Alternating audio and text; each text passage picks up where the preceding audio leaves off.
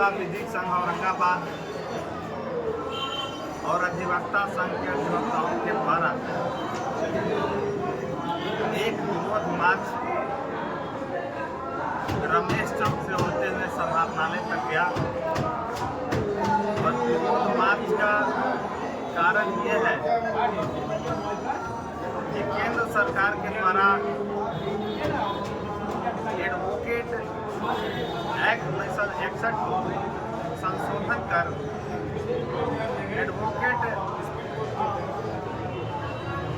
Amendment act bill 2025 लाया जा रहा है,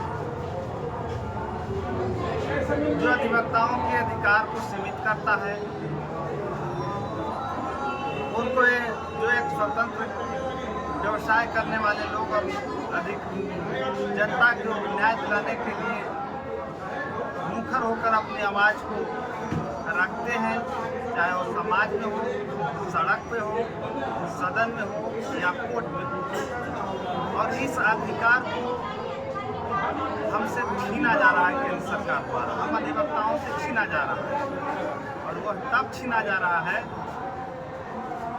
जब हमारे बीसीआई के अध्यक्ष मनन Mishra Bharatiya Janata party ruling party की ओर से राज्यसभा में सदस्य हैं। क्या मनन मिश्रा से हम ये सवाल नहीं कर सकते हैं? क्या हम अधिवक्ताओं को मनन मिश्रा से ये बात नहीं पूछना चाहिए? 1961 से आज तक संभवतः कोई अमेंडमेंट नहीं किया गया अधिवक्ताओं के संशोधन अधिवक्ताओं के एक्ट में। और अधिवक्ताओं के जब चेयरमैन होते हुए राज्यसभा में चले गए और तब संशोधन किया जा रहा है, और वो संशोधन जो हमारे अधिवक्ताओं को कोई फायदा नहीं हो रहा है तो उसका नुकसान कराने के लिए हो रहा है। और आप जब वहाँ बैठे हुए हैं और ये हो भी रहा है तो आप एक बार में पूरे भारत भर के अधिवक्ताओं को ये ऐलान घोषणा करके क्यों नहीं कहा कि हम अनिश्चितकाल के लिए बंद रखेंगे विधि व्यवसाय कार्य को? और अगर सरकार इस कानून को वापस भी ले ले हमारे 1-2 दिन के प्रोटेस्ट से, तो क्या अपना पीठ थपथपाने के लिए आप ये काम नहीं करवा रहे हैं कि हमने सरकार के खिलाफ लड़ करके आपके अधिकार को पुनः स्थापित करवाने का काम किया जो 1961 के अधिवक्ता अधिनियम में था? अब हम इस बात को बताना चाह रहे हैं कि आखिर कौन सा संशोधन करके ऐसा एक्ट लाया गया है, बिल लाया जा रहा है जो अधिवक्ताओं के हक के अधिकार के खिलाफ है। तो अधिवक्ताओं के हक के खिलाफ जो है वो हमारे पास कहीं से उपलब्ध हुआ है हमारे अधिवक्ताओं के द्वारा। ये है कि बार काउंसिल में 3 सदस्य केंद्र सरकार द्वारा नामित होंगे। ये जो प्रस्तावित संशोधन नया वाला है उसकी धारा 4 में ऐसा कहा गया है कि बार काउंसिल में 3 सदस्य केंद्र सरकार द्वारा नामित होंगे। अर्थात इस संशोधन के बाद बार काउंसिल में सरकार सीधे हस्तक्षेप करेगा, दखल देगा। क्या जरूरत है रे भाई केंद्र सरकार के लोगों का हमारे बीसीआई में हस्तक्षेप करने का? ना आप हमको बीमा देते हो, ना तुम पेंशन देते हो, ना वेतन देते हो। हम स्वतंत्र कमाने वाले लोग हैं, अपनी विधि व्यवसाय चलाकर अपना भरण पोषण करते हैं, और तब भी तुम उसमें हस्तक्षेप कर रहे हो। कौन सा खजाना तुम्हें दिख रहा है जिसको तुम लूटने के लिए यहाँ आ रहे हो? तो ये बिल्कुल गलत है। सरकार जैसे अपनी काम देख रही है, हमारा संघ, हमारे अध्यक्ष हम लोग चुनाव करके अपने लोग को जिता करके अपना चलाते हैं, उस तरह से चलता। आपकी ज़रूरत नहीं है इसमें। इसलिए सरकार का ये नियम, ये बिल लाना और ये कानून बनाना बिल्कुल गलत है। दूसरी बात, अब कोई अधिवक्ता हड़ताल नहीं कर सकेगा और कार्य से विरत नहीं रहेगा, न्यायालय का बहिष्कार नहीं करेगा। ये नया वाला जो बिल लाया जा रहा है उसकी धारा 35A में कहा गया है। क्यों? आर्टिकल 19 का क्या हमारा अधिकार नहीं है कि हम कोई संघ बनाए, प्रोटेस्ट करें? फिर कैसे रोक सकते हो? अधिवक्ता क्या इंडिया से बाहर के हैं? क्या उनका कॉन्स्टिट्यूशनल राइट को आप छीनने का अधिकार कौन दे दिया आपको? क्यों वैसा बिल ला रहे हो? तो हम जजों के चंगुल में रहें, सरकारों के प्रति अपना विवश रहें, इसलिए उन्होंने ऐसा कहा है कि अब कोई भी प्रोटेस्ट नहीं करेगा अधिवक्ता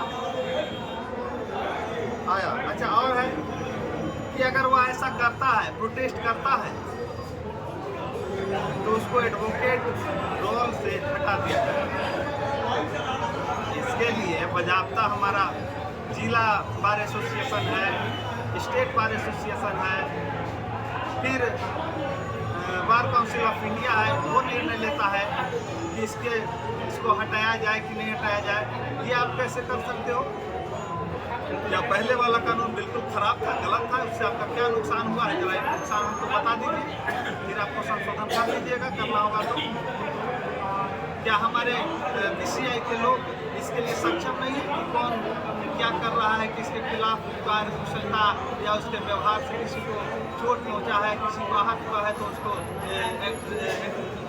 जो अधिवक्ता का रोल है उससे उसको बाहर कर दिया जाए। आगे है कि अधिवक्ता के व्यवहार की जांच करने के लिए कमेटी बनाई जाएगी। अब कमेटी का अध्यक्ष सुप्रीम कोर्ट अथवा हाई कोर्ट का पूर्व जज या उनके द्वारा नामित व्यक्ति होगा। कमेटी के 2 सदस्य किसी भी हाई कोर्ट के पूर्व जज, 1 सदस्य वरिष्ठ अधिवक्ता तथा 1 सदस्य बार काउंसिल से होगा।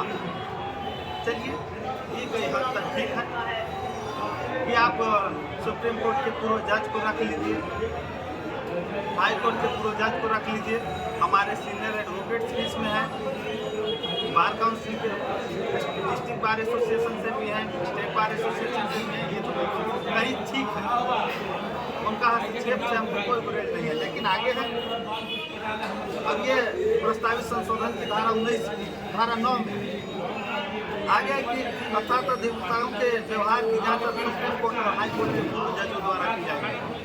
ठीक है, जज साहब कर लेंगे, उससे हमको कोई दिक्कत नहीं है। लोग का बार बेंच का रिलेशन वैसे भी ठीक रहता है और आगे भी ठीक रहेगा, इसके लिए हमको कोई दिक्कत नहीं। अब है कि यदि किसी अधिवक्ता को किसी अपराध में 3 साल या उससे ज़्यादा की सजा हो जाती है, तो राज्य की एडवोकेट रोल लिस्ट से हटा दिया जाएगा। अब ये प्रस्तावित संशोधन की धारा 24A और 24B में लाया जाएगा। कौन ऐसा व्यक्ति होगा जो अपने जीवन में कोई गलती नहीं किया होगा और उसको कभी सजा नहीं हुआ होगा, और अधिवक्ताओं के लिए मात्र 3 साल का सजा होने पर आप उसको उसके रोल एडवोकेट रोल से हटा दीजिएगा। अरे होता कि कोई आजीवन कारावास या 10 साल के अधिक के सजा याफ्ता है तो हटा देते तो हटा देते, लेकिन ये 3 साल में कौन सा अपराध होता है? 3 साल का अपराध क्या अपराध है कि उसको आप उसके विधि व्यवसाय से वंचित कर दीजिएगा। ये बिल्कुल गलत है, ऐसा नहीं होना चाहिए। आगे है कि अब केंद्र सरकार विदेशी लॉ फर्म को भारत में वकालत का कार्य करने के लिए अनुमति देने के लिए नियम बना सकते हैं। हाँ भाई, क्या इंडिया के लोगों की उनकी बौद्धिक क्षमता, उनके विधिक ज्ञान पर आपको संदेह है कि बाहर के लोगों को लॉ फर्म के लिए यहाँ पर लाइएगा? लॉ फर्म ला करके वो क्या करेंगे? जो भारत के बारे में समझते नहीं है, भारत को अच्छे से जानते नहीं है, वो भारत के लिए क्या न्याय दिलाएंगे, क्या कार्य करेंगे? विदेश का लॉ पढ़ के और भारत का लॉ को यहाँ लागू करवा पाएगा? ये संभव है? या आ भी गया बार में तो क्या हमारे भारत के लोग उन विदेशी फर्मों में नौकर की तरह काम करेंगे?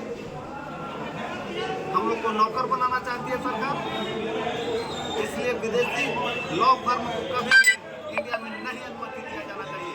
अगर उसको विदेशी लॉ फर्म के यहाँ आना है तो लॉ फर्म नहीं चलाना होगा, उसको स्वतंत्र रूप से यहाँ 3 साल तक अध्ययन करने के बाद इसको इनरोल कराना होगा भारत में, तब उस विदेशी लोगों को यहाँ इंडिया में अनुमति दिया जाना चाहिए एडवोकेसी के। और है कि केंद्र सरकार किसी प्रावधान, नियम या आदेश लागू करने के लिए बार काउंसिल को दिशा निर्देश दे सकेगी। यह प्रस्तावित संशोधन जो किया गया है एक्ट का, उसके 49A में है। केंद्र सरकार क्यों निर्देश देगी? केंद्र सरकार किसी भी प्रावधान और नियम या आदेश को लागू करने के लिए बार काउंसिल को निर्देश देगी। क्यों दोगे निर्देश? हमने अपराध क्या किया है अब तक? 1961 के जो एक्ट है उसके खिलाफ कौन सा ऐसा कार्य हुआ है कि अब तुम्हारा हस्तक्षेप इसमें जरूरी है? तुम्हारे निर्देश पर हम लोग संशोधन कर दें इसमें। इसलिए 1961 का जो एडवोकेट एक्ट है उसको पुनः उसी तरह से रहने दिया जाए जो पहले से हमारा चलता आ रहा है। इस एडवोकेट एक्ट से हमारा कोई लाभ तो नहीं हो रहा है, लेकिन भारी नुकसान हो रहा है। इसलिए हम लोग ये प्रोटेस्ट कर रहे हैं और अगर सरकार हमारी बात को नहीं सुनी तो लगातार ये प्रोटेस्ट जारी रहेगा।